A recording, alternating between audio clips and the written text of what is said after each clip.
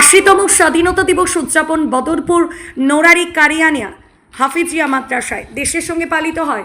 বদরপুর বুন্দাশিল নোরানি কারিয়ানা হাফিজিয়া মাদ্রাসায় 80তম স্বাধীনতা দিবস। পতাকা উত্তোলন করেন প্রাক্তন শিক্ষক মোহাম্মদ আব্দুল করিম। এরপর মোহাম্মদ আব্দুল করিম সাহেব বক্তব্য রাখেন, গিয়ে স্বাধীনতা দিবস উপলক্ষে বিভিন্ন কথা তুলে ধরেন, যাদের বিনিময়ে আজ ভারতবাসী আজাদি পেয়েছেন তাদেরকে স্মরণ করে করা হয়। এরপর বক্তব্য রাখেন নোরানি কারিয়ানা হাফিজিয়া মাদ্রাসার প্রধান শিক্ষক হাফিজ খজরুজ্জামান তালুকদার। তিনি স্বাধীনতা দিবসের বিভিন্ন কথা তুলে ধরেন। স্বাধীনতা দিবস উপলক্ষে পুরো দিন মাদ্রাসায় বিভিন্ন অনুষ্ঠান রয়েছে। বদরপুর বুন্দাশিল নোরানি কারিয়ানা হাফিজিয়া মাদ্রাসার প্রধান অধ্যক্ষ হাফিজ খজরুজ্জামান তালুকদার বলেন, মাদ্রাসা প্রতিষ্ঠানের পর থেকে 15ই আগস্ট 26শে জানুয়ারিতে মাদ্রাসায় ভারতের জাতীয় পতাকা উত্তোলন করা হয়, কারণ দেশকে ভালোবাসা প্রতিজন ভারতবাসীর দায়িত্ব।